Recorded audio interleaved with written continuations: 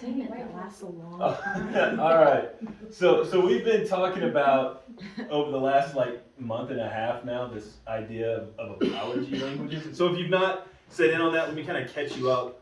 What I'm doing is I'm plagiarizing all of this from the guy that wrote the 5 Love Languages books, Gary Chapman. So it's a book called When Sorry Is Not Enough, and it's a really, really good book that just talks about how do we apologize in a way that really connects and maybe brings restoration when that's needed.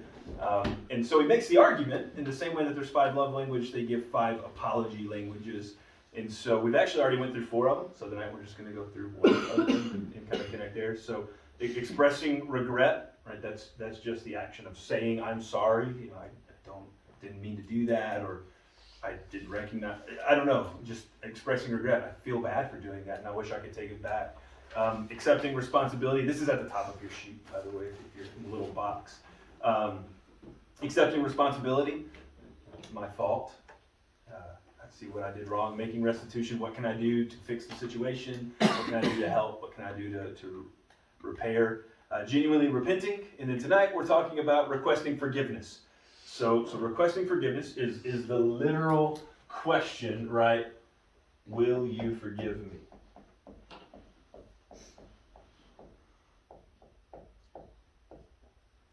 So let me just start here. How important is this in your personal life? Is this something that you want people to ask you whenever there's, I don't know, what do you guys, how is that for you? I think I've won it sometime, most of the time, but yeah, we rarely see it. Yeah. So. Asking forgiveness is kind of weird, right? It's funny. I think the only person I regularly do this with is Haley, and outside of that, it's just well, they'll get over it. I don't necessarily mean that, but at the same time, it's almost it's not serious enough to ask for forgiveness, so I'm not even going to worry about it. They're obviously fine. Let's move on.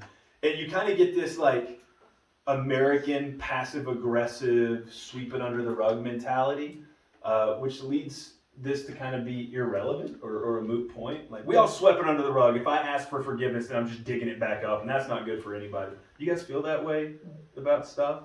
I do feel like I need this at some point, and not because I'm they didn't ask for forgiveness, but when, I think we talked about this before, but when someone asks you for forgiveness, you actually have to decide at that point, am I ready to forgive or not? Yeah.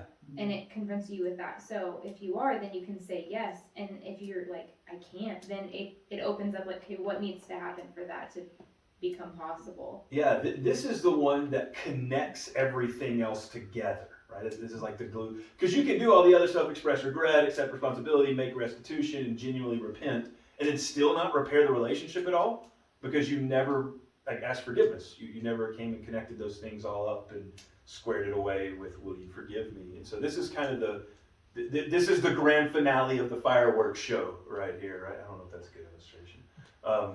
But this is what it all comes down to. Will you forgive me? So let's just talk about kind of why it's important, and then how do we do it? Why do we not do it? All of that good stuff. So why is asking forgiveness important? And again, we'll do some fill in the blanks. But I'll let you, Haley's already said a little bit about that, but I'll let you guys speak to that a little bit more if you want. For me, it shows that the person is genuinely sorry. A lot of times people can be I'm sorry in a flippant way and not really mean it. But if people actually humble themselves, because it's hard to ask for forgiveness. If they actually ask for forgiveness, to me, in my experience, that means they genuinely mean it and they're seeking forgiveness, not just well, I'm sorry. Yeah, there's a full recognition of, look, I'm not going through the motions because I have to do this to appease you. There's a very real, I messed this up. How do I make amends? Will you forgive me? There's actually heart behind that usually. Because how do you ask the question, will you forgive me flippantly? It's a, will you forgive me? It's hard to even ask that question flippantly. That's there's no angry way to say the word bubbles. So I feel like Get mad and say bubbles next time. See how mad you really look, right? There's really not like a lighthearted way to ask forgiveness unless you're asking forgiveness like with maliciousness or manipulation in mind. Like, and this is where you can come in. Yeah. We'll talk about this with the God's already forgiven me. Now you need to forgive. And it's like, that's different. okay, now you're not helping. Way to start. No. Yeah. Never start with God's already forgiven me. That's not gonna. No, that's not genuine. That may be true. Yeah, that's great. There's still some disconnect there. Okay, so why is this important? Well, number one, it indicates that you want to see the relationship fully restored. That's kind of.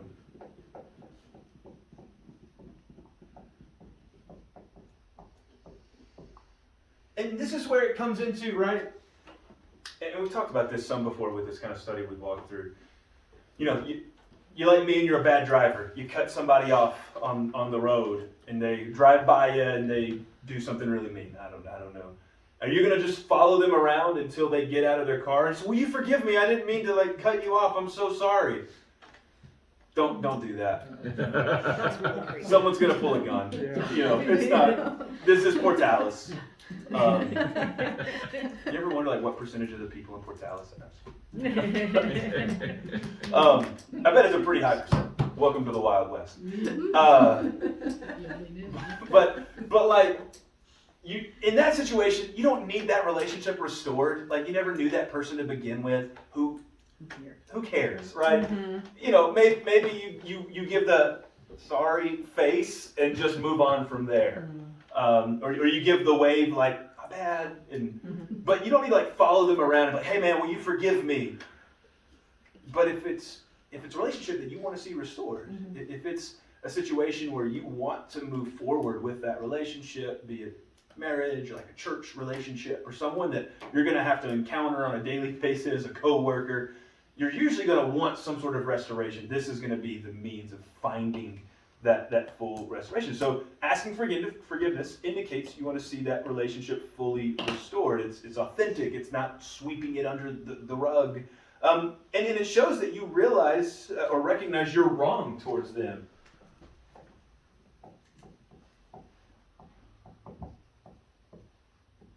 So you recognize, man, I actually did something that wasn't good. You know, how often do we ask forgiveness for stuff that we don't see as like, if we don't think we did anything wrong, we're not going to ask forgiveness for it. But if we recognize in the situation, like, yeah, I blew it.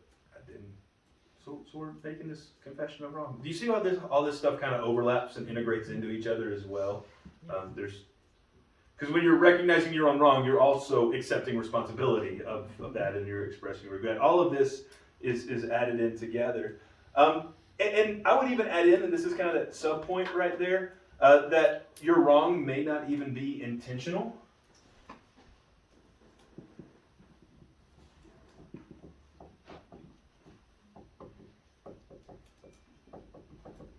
But intentionality doesn't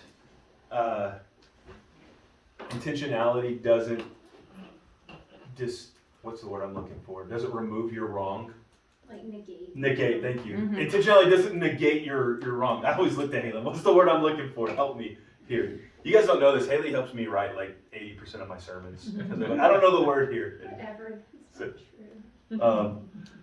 but like, it's funny how often we use it. You gonna say something? Sorry. Is there pens or pencils somewhere? Oh yeah, my bad, dude. Let me get you one. I'll give you two. Hopefully one of these I works. just didn't see him. Yeah, no, you're good. You're good. So this is the things.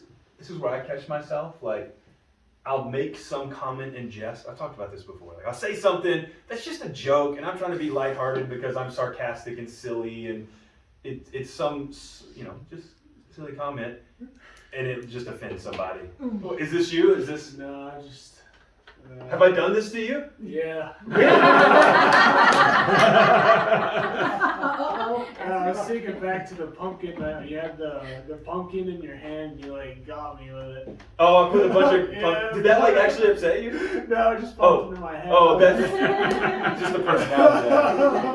So we did a big college night where all the college students came to pick pumpkins, and I scooped out a bunch of pumpkin guts and just walked up to Travis and shook his hand with all the guts still. So this is a great opportunity for you to ask him. If Travis, man, will you forgive me? I'm sorry. I will find it within my heart.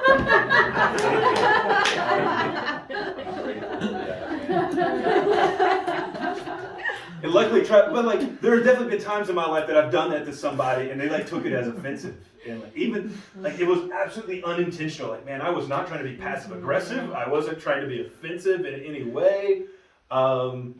It was funny.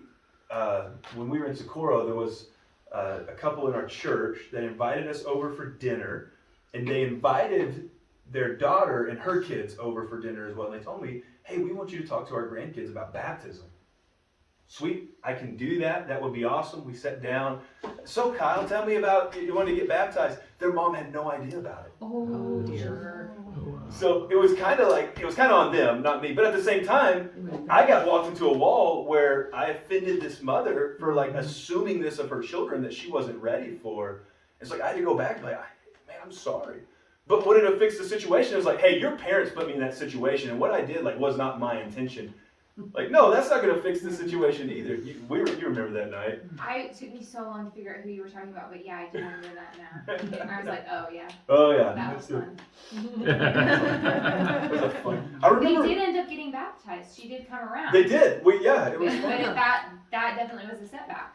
I remember leaving that night and being like, why did it feel so tense? It was weird. And it wasn't until like a month or two later that she came back and said, you offended me because I'd never met you and you were assuming that my kids like. She thought we were just trying to dunk her kids, like. Yeah. I was like. I also told you. So, but like in that relationship, I'm so sorry, would you forgive me? Intentionality doesn't matter. Mm-hmm. She felt that way, and so I needed to find a way to repair that relationship. So I'm sorry, would you forgive me comes in handy with stuff like that. Why? Because I want to restore that relationship. Because I want to manipulate her into baptizing her kids. No. But because I do want them to see what does it mean to be a part of the gospel and saved and all of that stuff. So, and it shows that you're willing to put the future of the relationship into their hands. So that's that final one. I'm just writing like the key words up here so you can, right.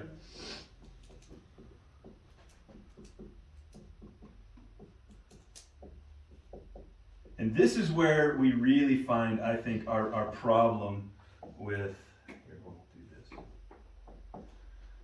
This is where we really find our problem with asking forgiveness.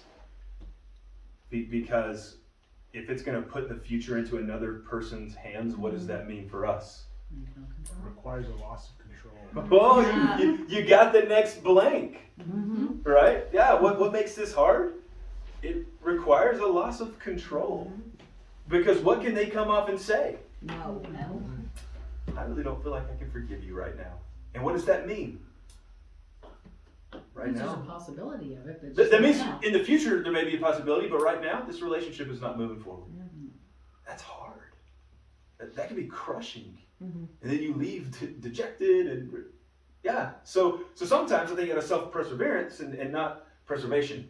And not wanting to put ourselves in that kind of risky situation, I'd rather not ask. You know, right now, if we just both pretend things are okay and avoid the elephant in the room, we'll be fine. But if I come out and say, will you forgive me? That's going to force us into a situation where things may not end well. It's funny how often stuff like this happens in a marriage relationship in terms of there will just be days and I'll be like, there's something in between Haley and I right now. And I don't even know what it is. But I can either say something about it and address it, or I can just pretend it's not there. And hopefully, and I've learned it's better for me to say, hey, is there something going on right now? Like, have I missed something here?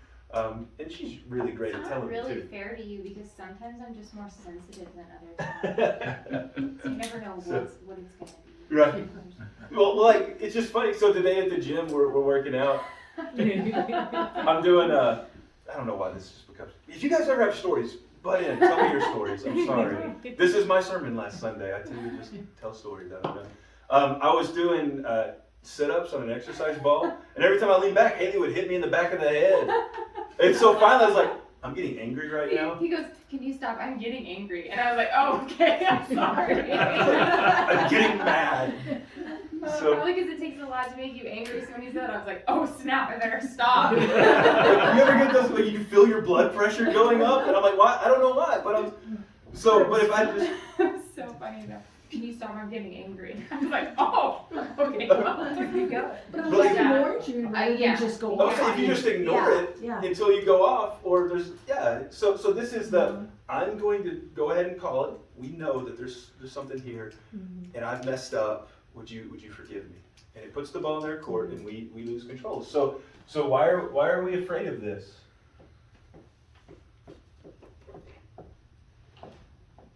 I know my handwriting is so great that the people in the video will surely be able to read it, because it causes us to lose control.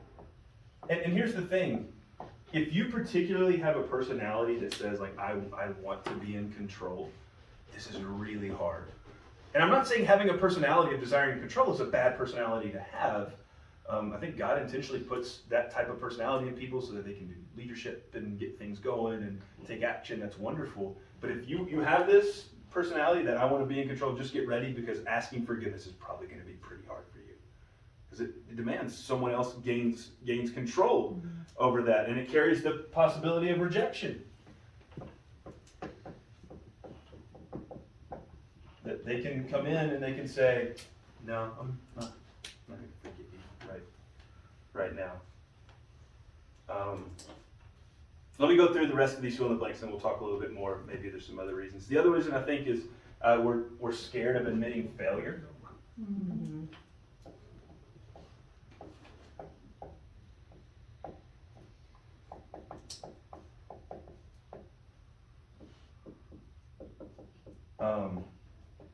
And this is, I think, in a lot of ways, right? We've set up American society to say, like, any ounce of this is bad. Like, if you're a baseball player and you end up just totally blowing it a game, you're going to go on SportsCenter the next day and they're going to be making fun of you. Look at how bad this guy failed. You're going to go on. We make fun of failure a lot in our society. Like, look at this person. We outcast people that have failed. We mark them as failures. And so when we ourselves fail, and guess what we do all the time? The tendency is we think, oh, I don't want to be like that. So we hide it and we get away from it. And rather than just coming out and saying, I need forgiveness, I'd rather not admit my failure, because that's hard. And people might make fun of me or think less of me. And, that's just a word that we call pride. That's what that is. It's the only thing that is. But even so, we're scared of admitting failure. So what do you do if you're dealing with the fear of admitting failure? Acknowledge the fear, but don't let it control you.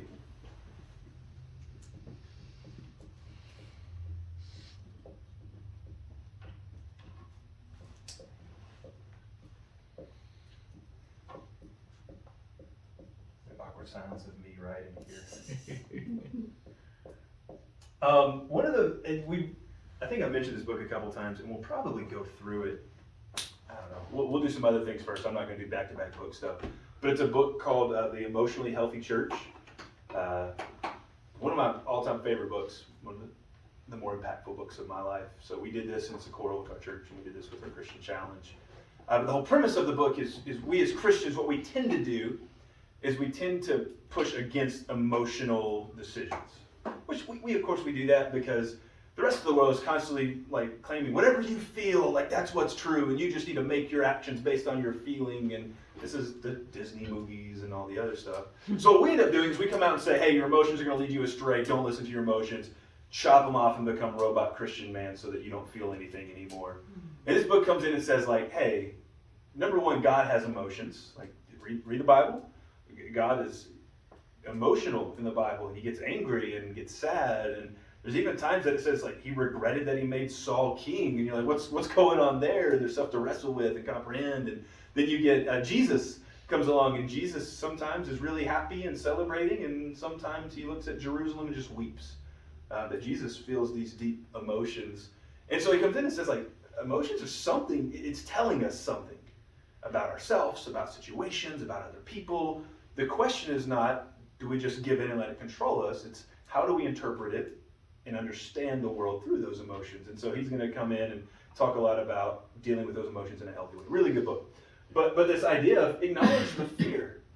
You know, if you're afraid of coming to somebody and saying, hey, will you forgive me? Think about why is that? Why am I afraid of that? Well, I'm scared they won't let the relationship go any further.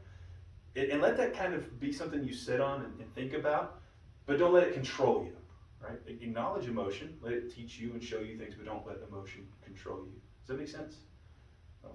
There's more to it than that, but I don't want to do a whole lesson over that either. The next one I have is just don't be held captive by fear, which when I went back and looked at this earlier this afternoon, I kind of realized that don't be held captive by fear is the same as the first point. So that's just redundant, but there it is. And also just remember, you know, you can be scared of failure, but everyone's wrong sometimes.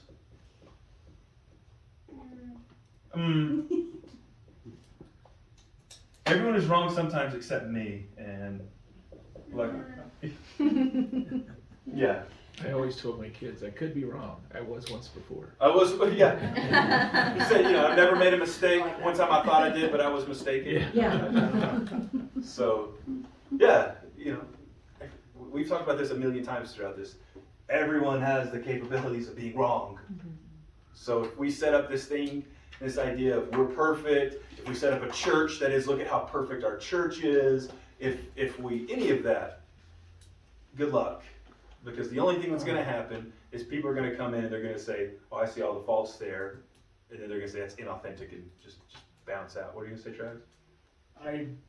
Forgive me if I don't know the exact passage, but isn't that where it comes to, like, when we say pride, that's a very broad spectrum in English. Same as like love, like, oh, I love pizza. Yeah. But in the Bible, it specifically says like those with a haughty spirit are humbled, and those who are prideful are destroyed or annihilated. It's like a lot more direct with just pride. Proverbs is very brutal against people with pride. Like Proverbs does not pull punches when it comes to another thing pride. is if you're extremely prideful, you have this idea of, oh, I can't be wrong, and then that's how you live your life. Everyone's going to see that.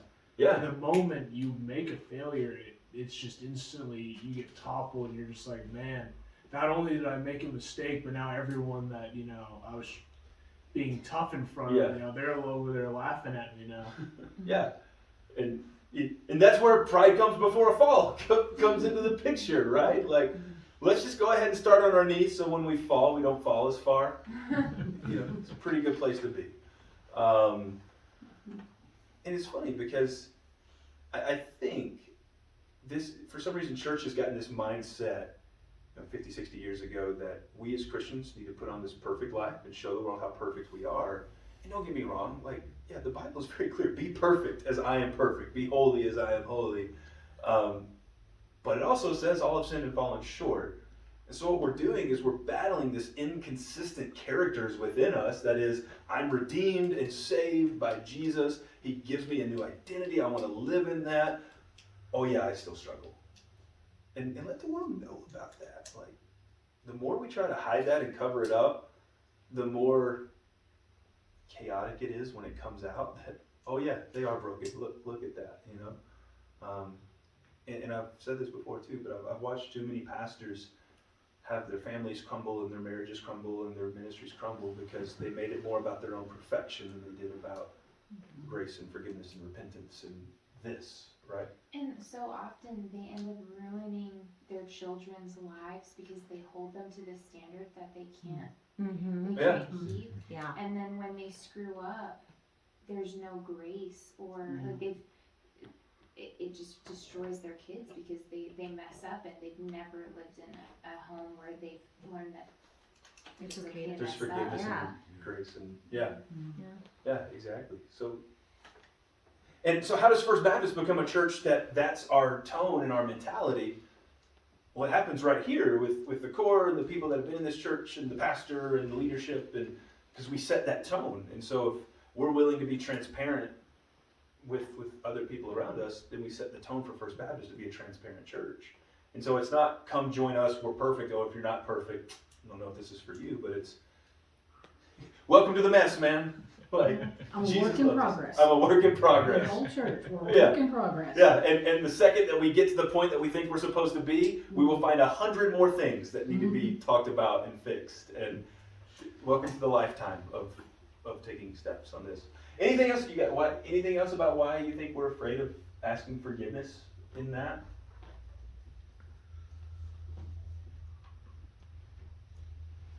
All right, let's talk about how. So there's just some whys behind it. How do we ask forgiveness? And the answer is you say, will you forgive me? Use your words. You use your words. Yeah. So just a couple things that I'll put in here. The first one's there's not even a fill in the blank there, but request, don't demand or manipulate. And this is what we've already talked about. God's forgiven me. And you just like hang that over their heads. Like, are you saying you're more superior than God? Because God's forgiven me and you're not. Like, is that real forgiveness? Oh, no. No. You're just going to create more resentment in the relationship if you try to use manipulation for stuff like that. So forgiveness offered as a requirement or a required appeasement is not actual forgiveness. So remember,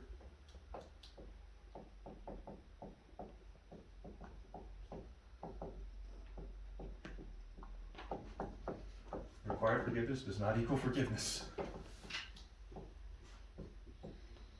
And if you've been around kids, you know this. Hey, give the toy back to the one who had it first. Say you're sorry. Say, will you forgive me? I'll forgive you. It's not real forgiveness. Real forgiveness can't be manipulated or forced in any way. I'm not going to go to Haley and just say, hey, you either forgive me or I'm whatever. Forgive me or I'm going to do this again. Like, come on, man. That's not real forgiveness. I don't even know a good example of that. Is there a good example of that? You used to kind of do that to me when we were first married. Did I?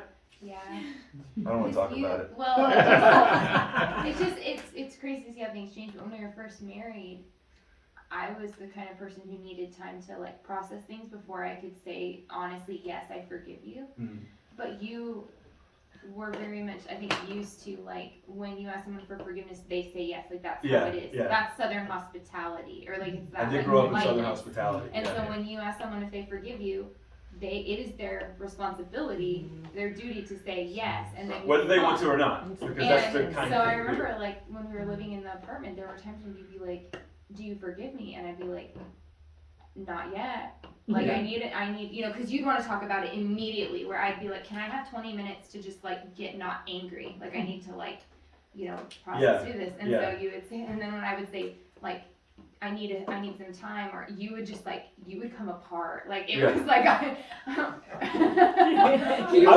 would do things like, I love you so much. You're so pretty. But you would just get like, I just remember the first few times your face would just be like, you couldn't believe that I had said no. And I think at that point I made you kind of insecure in our relationship. Yeah. I think you were like afraid when I said I need time, that I was like gonna leave. Like you were, yeah. And I remember being like, just because I'm upset, like, and doesn't mean we're getting a divorce after we've been married for 2 weeks, like, but it just, and we got there, but you were like, but you have to forgive me, you're my wife, like, we're married now, and I'm like, I will, but you're not making this easier. No. I think men can forgive easier than women.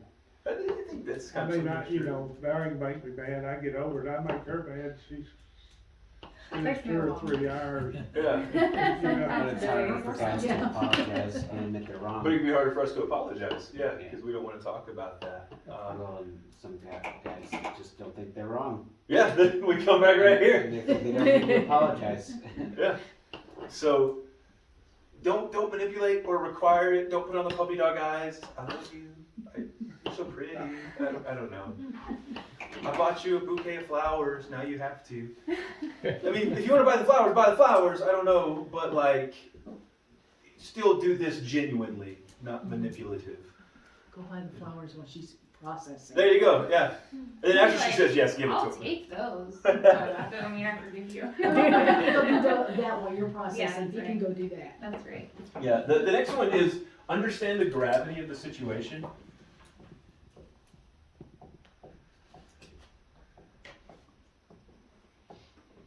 So if you're in a situation where you're asking forgiveness, what's happened? Is there a blank that I left out? The one before, okay, forgiveness offered as.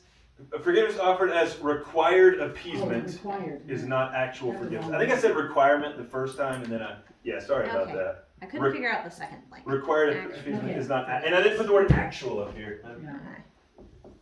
There you go. Oh no, how am I going to study for my test? How are you gonna Yeah, study for really? your test? Yeah, next week I won't be here, but we're gonna do a pop quiz, so make sure you study. No, next week, come up here, just, take your test and then you can go home. And you can go home, yeah, leave it on the table, so. You'll have the camera set up watching. Well, proctor.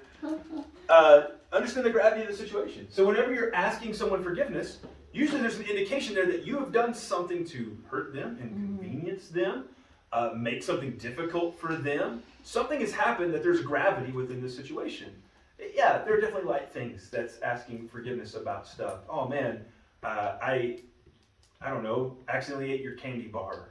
I'm really sorry. Maybe that's not like a heavy gravity situation, but there are definitely plenty of times that there's heaviness in the situation. That person has been hurt, and there's pain and difficulties and emotions and stuff that they're processing.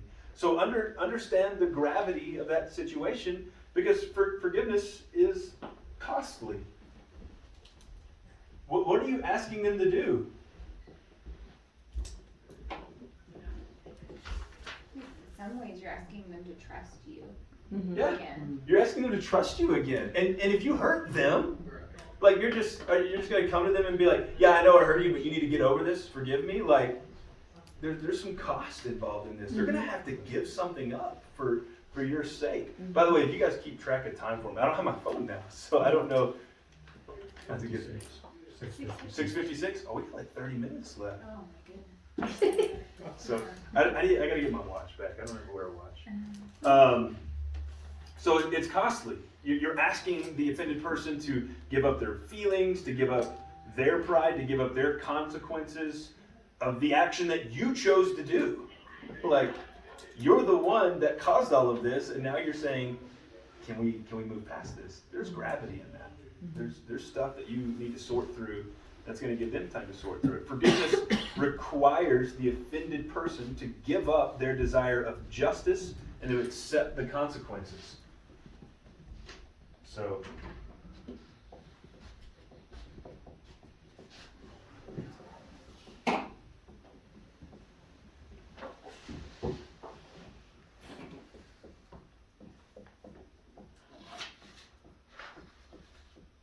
this is a long sentence right here. Give up their sense of justice and accept consequences.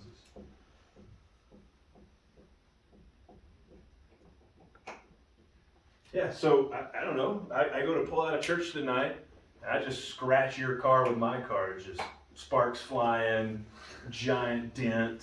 And I'm like, man, I don't have the money to pay for this right now, and I didn't get my insurance updated, so I'm like one of, 80% of New Mexican drivers don't have insurance. I don't know what that statistic is. It's really high, though. It is. It's very high in New Mexico.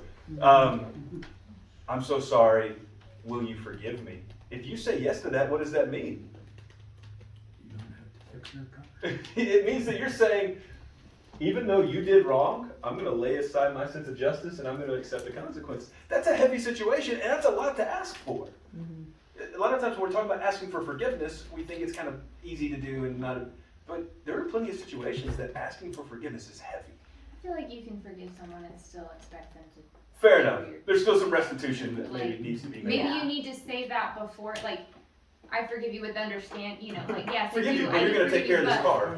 like, because I'm like, Yeah. Understand. What are you gonna say, Micah? I was gonna say that this Situation. exact Yeah. scenario happened during one of my first Sundays coming to this church, where I pulled out of the parking lot and accidentally scraped someone's car. Really? Oh no. But I stayed until they got there to like tell them about it and see what they did, because I felt bad, and they're like, oh, don't worry about it. Yeah.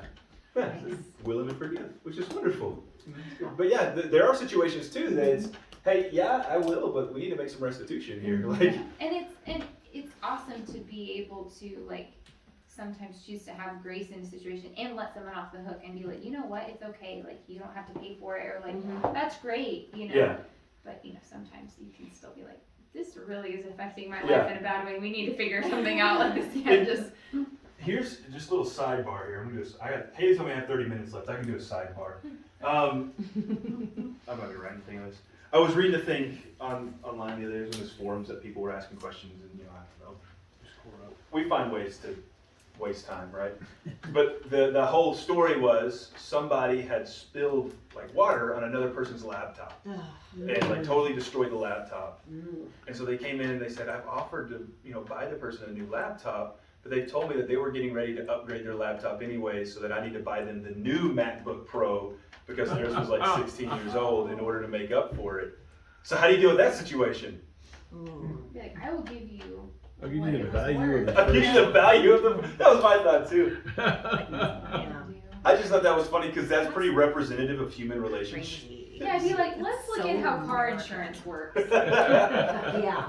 They don't buy you a BMW when you just crashed your Kia. Yeah. The value of the first one with depreciation. That's it. Exactly. With Your depreciation. Yeah. You go find me one on Google that. But I use that just to say, it's easy to talk about these things in very non-tangible ways. But we all know that when stuff like this really happens that does have a lot of gravity, things get difficult and complex pretty quickly. You know, because then you go in with full heart of, I'm going to ask forgiveness and I'm going to try to pay this person's laptop off, and they come back and they say, oh, thank you, I want you to buy me a new one. And now you're just deeper in this conflict than what you thought you were to begin with. And welcome to human relationships. Like, this is what we deal with and what we do and all that other stuff. There, my sidebar wasn't that long, right? So back to Hal. Next one, verbally ask after apologizing. Broke too low. Let me go here.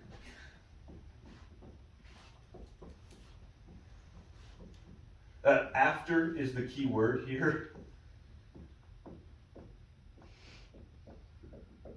This is why this is the final one on the list. If you just start this conversation off with, will you forgive me? But you don't make any comment of, I'm sorry, I messed up, I made a mistake. You just come in like, hey, will you forgive me? How genuine does that feel?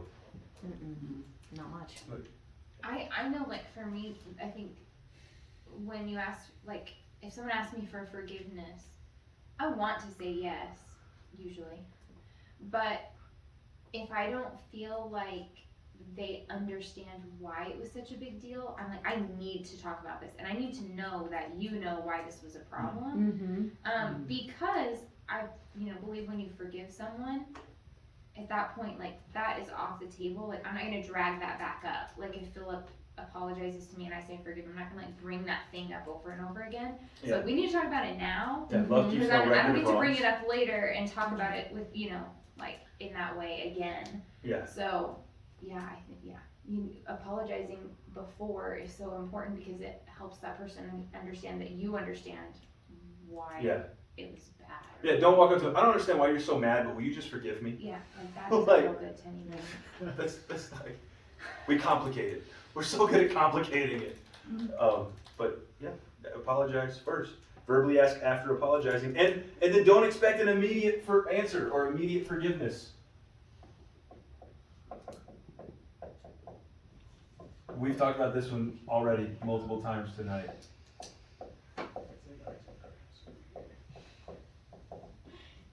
Are you making arts and crafts? No, my pencil. Oh my goodness, do you want to Oh my The paint is coming off. do you want another pin? Oh my goodness. Their ancient pencil from 10 years ago is coming apart. It's like you Time like to are trash. bleeding to death over here. It's just rubbing off on everything. That's gonna be on our YouTube video now. If you're watching on YouTube, Micah is okay. She just has a pencil that's bleeding. She is not herself bleeding. So that's awesome. I'm sorry. So much. Oh man. So yeah, don't expect immediate forgiveness. And then the next kind of phrase there is depending on the severity of the offense, it may take time for the offended person to see your heart. So be patient. So the severity is the first one there, but I'm just going to put be patient. We read through the book of James last night in men's Bible study, and the final part of James is James comes in and just says, remember, love covers a multitude of sins. I think time also is involved in that love sometimes. That, yes, but you might just need to be patient. And it may not ever be the same, and that's okay too. Luckily, God has provided this really cool thing called a new heaven and a new earth, where he renews everything. There is no more sin, and even the most devastating of separations can be restored through the gospel in incredible ways that only God can do. But maybe you never experienced the full effect of that here on earth. And you probably already have relationships like that, and family members, and that's just, things are never going to be the same. And you know it, and they know it, and maybe things are cordial, but even so, but still be patient, because God can still work out great things. And just trust him with all of that. And follow your request with restitution and repentance. So again, we apologize first, ask forgiveness, follow it with restitution and repentance. Will you forgive me? How can I make this up? Do I need to pay for your car to get fixed? How much will it be? You know, what can I do to fix this? Follow it up with that. Any questions, any more comments you want to make before the last part won't be that long, I promise. All right, let's talk about this last section. Why don't we apologize? Pride. So, pride. Hey, guess what? There's a final blank down here before the two, like the long line. That is pride. You can just write pride right there in that one. Yeah, exactly. Why don't we apologize? Pride. That probably should have been number one. Like, nothing wrong. Yeah, number one. I think sometimes we don't apologize because it's not worth the effort. But by the way, we're kind of moving on at this point. So we're not just talking anymore about asking forgiveness. We're talking about the general concept of saying I'm sorry, doing this whole process. So why don't we go through this process with people? Because it's not worth the effort sometimes. Again, cut someone off in traffic, never going to see him again. It's probably not worth the effort to chase him down and say I'm really sorry. Like, there are definitely relationships that it doesn't matter like that. So this happens when the relationship either loses or never obtains value. It's a little toasty up here, isn't it? Mm-hmm. Loses or never obtains value. If you never had any value in the relationship to begin with, it's probably not worth your time to go look that person up on Facebook, figure out who they are, find their address, and go confront them on their front porch. Like, you don't need to do that. So sometimes we don't apologize because it's not worth the effort. Sometimes we kind of treat this of it's their fault, not mine.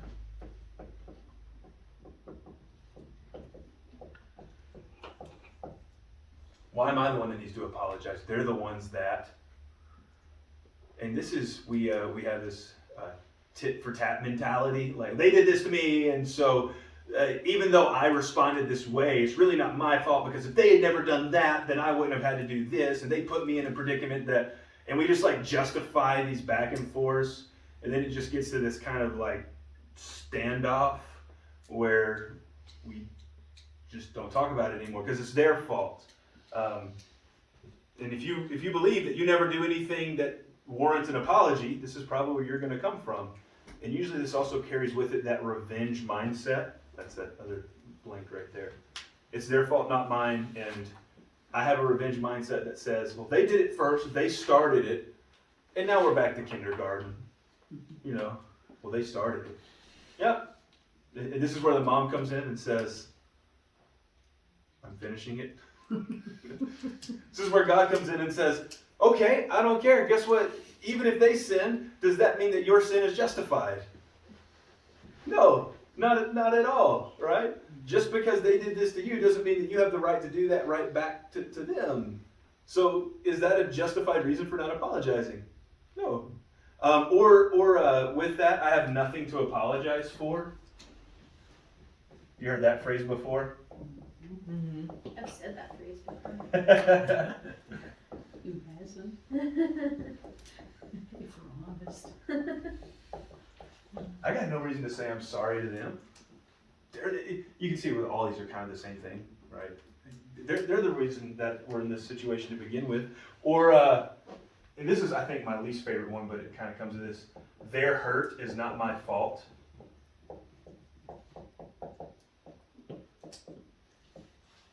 What was that comes with the blank mindset? Revenge mindset. Yeah. Yeah. If you ever miss a blank, let me know, and we'll go back into that. Their hurt's not my fault, and this comes in a lot of times.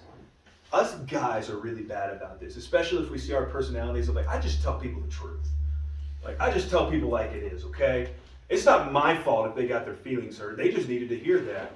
And you're like, whoa, man. Honest. I'm just being honest. I don't think that's just a man thing. No, fair enough. Yeah. Lots of people do that. Lots of people. They needed to hear it. Like, yeah, but maybe not from you. Yeah, or maybe with a little more grace. Or maybe with a little more grace. Speak the truth in love. Yeah, 1 Timothy. I think I'll be very attention to A that. man thing with apology is, I don't want to be weak. Yeah. I'm stronger than them. I don't need to apologize to them. They need to come to me. Yeah, they're fine. I'm not the one that's hurt. They're the ones that's hurt. Mm-hmm. Like, if anyone has a problem, it's them. Like, I'm fine. And it's like, yeah, but look at, I'm fine as you're leaving a path of bodies strewn about in the wake of your chaos and jerkness. I don't know, is that a word? And of course, they say, well, that's their fault if we're not toughening up or whatever. Yeah, and it's just like, That's their fault for crossing, what is it, Lamech? Lamech, yeah, that we talked about a few weeks ago in Yeah. Genesis 3. Lamech, I paid him back. He poked me in the skin and bruised me, so I paid him back 70 times 7 and killed him. And you're like, congratulations, man. Like, No one likes you. no one likes you. Yeah, you're not a fun person to be around. So don't ever say, please don't ever say their hurt's not my fault. Because whether or not my intention was not to hurt them, if they tie that hurt to me, I got something to do there. Now, there are definitely situations that I can't control every single thing. But there have been times that like I'll be preaching a sermon and I'll say something totally innocent, but like I hit someone's trigger point and you really hurt me when you said this. And is that the point that I just come out and say, well, I'm just here preaching the truth, and like, oh man, I'm sorry, tell me why it hurt you. Like, let me understand this. I want to make sure I don't do stuff like that in the future. Yeah, you see the difference there. Don't let that be an excuse. And then finally, pride. And I left a big blank here to see, maybe there's some other discussions to have there. Is there other reasons that you see why we just don't apologize? Because we're oblivious. This is me a lot of the time. And this is legitimately too, like if you are hurt, there is a place and time sometimes to go to someone and say, hey, you hurt me. And let that person apologize for it. I don't know. But there is definitely some obliviousness to that. Is obliviousness a word? Another one is like, oh, that was a joke. Yeah. I was joking. I was joking, man. Come on, take a joke. Learn to take a joke. Yeah. A lot of it is rhetoric, is knowing your audience, Yeah. if you know that somebody is super sensitive all the time, or like the sarcasm, like Yeah. I'm super sarcastic, Yeah. and I have a coworker that I consistently, she's very literal, and I have to remind myself, like, she's not gonna get that, and so, yeah, I've learned to apologize, to be like, dude, I did not mean that on purpose, I'm sorry if I hurt your feelings. Yeah. So it's just, depending on the situation and the relationship, if you know someone is a certain way, Yeah. that's how you approach things. You can become less oblivious the more you kind of attune yourself to people. Exactly. And it takes time, and it takes a lot of effort, and it takes energy, because it's really easy to live right here. because I know this, and if I don't really want to attune to anyone else, then I don't have to worry about their problems. I can just worry about my problems, and that's not. But there are a lot of people that live that way, and I think if anyone in a church tries to live that way, they're usually pretty soon to walk themselves into a pit within church. We should be pretty attuned, especially with people like here. How do we apologize? How do we all of that stuff together with it. Anything else? Micah? I think that sometimes you might be afraid to apologize because you are afraid of that person's reaction, whether they still hold anything against you. They're going to get mad at you. They're going to be offended that you even tried to ask for forgiveness. Yeah. Yeah, so if I go to this, maybe, what if they're not even like that upset and then I just blow this whole thing out of the water more? Or what if I'm just reopening wounds that have already They been? realize that they have a reason to be upset and now Yeah. they're gonna be. Well, I wasn't mad, but now that you're apologizing, yeah, what, Yeah, depending if they're the type that like stews on things. Like, Yeah. you could apologize and then the next day they come back and be like, well, I'm still mad about it. I'm still mad about it. Okay, why didn't you tell me that yesterday? Yeah. And this is that step at a time mentality that kind of keeps us very rooted into our own reality of we're all sinners, we're all broken, we all make mistakes, we all say things we shouldn't. And so, yeah, walk around with a bunch of sorries in your pocket and just hand them out like candy. I don't know. I'm not necessarily saying that's completely true, but I always look, is there something I did that I should say I'm sorry for? Like, and be ready for it when you need to. I take that, there's one of my favorite comedians is Nate Bargatze. He's from Nashville, he's from like right where I'm from, but he's talking about him and his wife, and he's like, me and my wife get in fights all the time. She never says I'm sorry for anything, but I just walk around with a pocket full of sorries, handing them out like they're candy. So I always thought that was a good line. So, I just remembered when I was at basic training, you would actually get in trouble for saying I'm sorry. yeah. So Yeah. because you're messing up so much. That's like the whole point of basic, to try to get you like to actually know how to not mess up. And so you would say, "Oh, I'm sorry, drill sergeant." Are you calling me a sorry drill sergeant? No, that's not what I meant. I'm sorry. You're saying it again. So then you have to say, "Oh, my apologies," or something like that. Yeah. They'll just hold it against you because you say it so much. Yeah, and I've done this before. When I first started dating Haley, this was like my regular conversations I would have with her dad, and he'd like, "You apologize way too much," like Oh, so much. so much. But it's better than not enough. Yeah. Yeah. I mean, I was kind of Something thinking else. you were saying that American culture is that we look down on people. That's one of the things I was thinking of. I can't tell you how many times I've been watching something and that's the moral of the story is, oh, you apologize too much. You need to start, being like, I don't care. Like, Yeah. That's so true. It's like with anything else. There's a pendulum, right? And like, there's a right way and a wrong way, and each side is going to be the wrong way. There was like that book that came out a few years ago that was so popular, and it was like Girls Stop Apologizing. Oh yeah, Yes. that's And right. I'm It not was gonna lie, very popular. I never read it, but I was like, what the heck? Like, this whole book is about like, you be who you are and don't apologize about. And then her and her husband got divorced, so. Okay.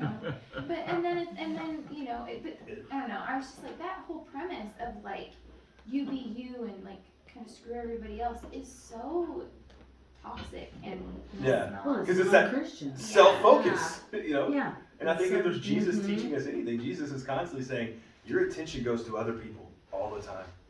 Be attuned to the woman at the well. Be attuned to the beggar on the side of the road. Be attuned to all of these people. And the more you attune yourself to other people, the less you attune yourself to yourself. And and that's what we're trying to do. What time is it? 7:17. 7:17. Okay, let's do this last part, and we'll get through it. Final practical steps to a good apology. I'm not going to write these down. I'm just going to talk about them out loud at this point. So these are your incredibly practical. If you're in a situation right now, you're like, man, I need to apologize. Here's what you do. Number one, do it in person. What's in the text? If it's a small thing, sure. But if this is something that you've been stewing a while, please do it in person. Like, obviously I've talked before about there was some conflict between my mom and Haley and I, and for that, like, I wasn't gonna fly back to Tennessee, but we did it over the phone. It wasn't through text. Like, it's like, hey, let's set up a time to talk, and we're gonna both get away from everything else, make this our focus, and do it in person. Number 2, maintain good body language. Also, just maintain good language. That could probably be a good one. But just in particular, maintain good body language. So maintain eye contact. I'm really sorry. You just look like a kindergartner. You're just staring at the ground the whole time. I'm not saying that you need to stare them in the eye and like walk into their souls, but give them some dignity. Don't cross your arms. You know, it's silly little things, but if you're apologizing like this, it usually indicates that you're not very sincere about it. Body language speaks a lot of volume. So listen with concern. If they're going to come back and they're going to say, hey, I appreciate that you apologize, but I want to talk to you about this a little bit. If you come back and say, listen, I already understand. I understand that I hurt you. I'm so sorry. You're not going to fix this. Let them talk and listen with concern. I understand. I'm so sorry. Yeah. Yep. Sometimes just nodding your head. No heavy sighing. Yeah. You finished? You know, just listen. You ever want to re-spark a conflict that's like within your marriage that's starting to subside? Ask your spouse if they're finished as things are wrapping up. That'll get that fire going again. So, speak in a pleasant tone. You know. By the way, when I did this, I wrote this for New Mexico Tech students. So, if you know New Mexico Tech students, you know why I wrote it this way. Speak with a pleasant tone. Choose words that do not blame others, excuse yourself, or deny responsibility. If at any point you're going to come in and say, I'm really sorry, but you need to understand that someone had really cut me off in traffic that day. You need to understand that I was just really stressed out. I was only operating on 2 hours of sleep. Is your apology sincere? Like, all that may be true. And it may have just been a situation where you were way off your A game that day. So choose words that do not blame others, excuse yourself, or deny responsibility.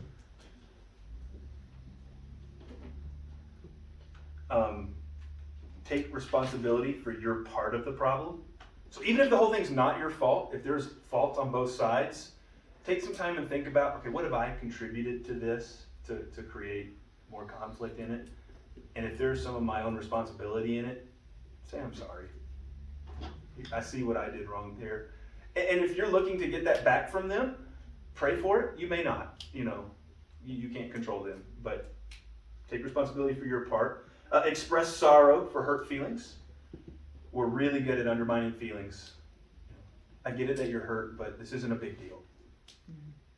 If you hurt their feelings, even if it's a little thing, man, I'm so sorry that I hurt your feelings. I did not intend to do that. Yeah. Offer to make amends. This is making restitution. How can I help this? Talk about how you can prevent the problem from happening again in the future. So, I really don't want us back in this conversation again a week from now. What are some things I can do to keep this from happening again? And then consider requesting forgiveness. Every situation doesn't demand the will you forgive me, but always be in tune with the will you forgive me. If the conversation goes really badly, probably don't say, will you forgive me? Yeah, if you're apologizing and they're just laying into you and it's clear that this is not the time to, don't end it with, okay, well, will you forgive me? Like, no, don't be oblivious. Yeah, I get it. I'm so sorry. Maybe we can find another time to talk about this and let it be. You can't control people. You will drive yourself crazy trying to control people. That's why management is like one of the hardest fields to be in. And then I have a list of things of like what not to say when you're apologizing. So this is just don't say these things. Haven't you gotten over that? I apologized for that last week. Are we done with this now? I'm sorry that you were offended. Like, really? I asked and received forgiveness from God. That's just manipulation at its finest. Well, I should be excused because you just need to understand that whatever it is, you're being too sensitive. I was just joking. What's so funny about that? I just dropped that one. Just being sensitive. Again, you're going to spark an argument with your wife more. Drop that one. You're just being sensitive. Are you PMSing? No. That's the worst. Yeah. Don't ever And say usually that. it's like, yeah, I am, but you know what? You don't get to ask me that right now. You want to be stabbed tonight? I don't know. Why do you always respond this way? Why do you always say that? Why do you you're just throwing it back to them? Why do you, well, if you hadn't have whatever, or that's just silly. Come on, man. Like you shouldn't be mad about that. Well, that's life. So, what's the big deal? Give me a break. Give me a break, man. Just get over it. On line with that, build a bridge. Doesn't work either. Build a bridge and get over it. There's nothing I can do to take away the past. I see that you really don't want to repair any of this. Yeah, exactly. So here's what I'll end with, and we'll close out with this. In the end of the book, what they suggest doing, if you get in a situation and you're trying to figure out, am I good at doing apologies? Am I bad at doing apologies? Next time you go through the process of needing to apologize to someone, go through your process, apologize, and then wait a couple weeks. And if things are restored in a pretty good health way, come back to them and say, hey, let's talk about the way I apologized on a scale of 1 to 10. How was that apology? Give yourself some self-evaluation on that. And if they say like that was a 5, okay, what could have made it better? What could have made it more authentic to you? Just have that conversation. Hey, what can I do better next time? Because just like you're probably going to get things wrong here and now, you'll get things wrong whenever you apologize. I'll get things wrong whenever I apologize. And the only thing that we can do is come back and say, how do I do it better next time? That's life. And then you do it better next time and still have to say, how can I do it better next time? So anything else you guys would add to all of that?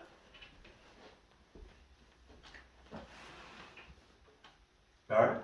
Sounds good. Forever hold your peace, or at least for 2 weeks, and then we'll... let me pray on something to begin with. Father God, thank you so much for giving us the chance to apologize and just lean in on you.